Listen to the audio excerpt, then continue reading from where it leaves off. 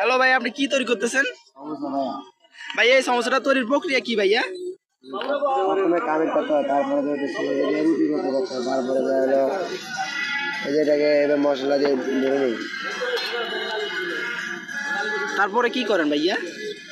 তারপর তেলে খাই, তারপরে ভাজা হয় এগুলা, তারপর বিক্রি করি। আচ্ছা, তাহলে এই পুরো প্রক্রিয়াটা আপনাদের করতে কত সময় লাগে?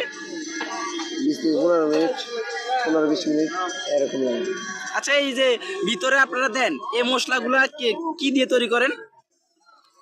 হলুদ মরিচ, কাঁচা মরিচ, তারপরে অনেক মশলা আছে নানা রঙের, এগুলা তো বলতে পারবো না, এগুলো অনেকে আছে। বুঝতে পারছি। আপনি আপনি কত বছর ধরে এই কাজটা করতে?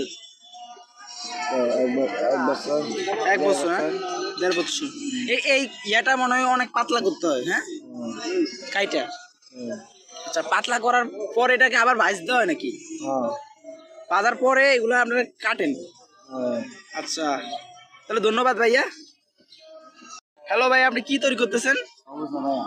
ভাই এই সমস্যাটা তৈরির প্রক্রিয়া কি ভাইয়া? প্রথমে কামিল করতে হয়, তারপরে রুটি করতে করতে হয়, তারপরে হলো এই যে এটাকে এবার মশলা দিয়ে ধরে নিই। তারপরে কি করেন ভাইয়া? তারপর তেলে খাই, তারপরে ভাজা হয় এগুলা, তারপর বিক্রি করি।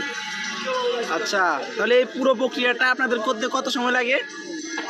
20 থেকে 15 মিনিট, 15-20 মিনিট এরকম লাগে। আচ্ছা, এই যে ভিতরে আপনারা দেন এই মশলাগুলা কি দিয়ে তৈরি করেন?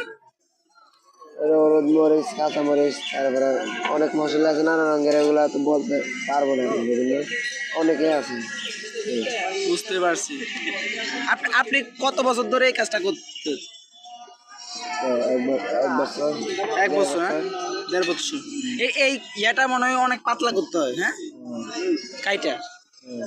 আচ্ছা, পাতলা করার পর এটাকে আবার ভাজতে হয় নাকি? হ্যাঁ। ভাজার পরে এগুলো আপনারা কাটেন? হ্যাঁ।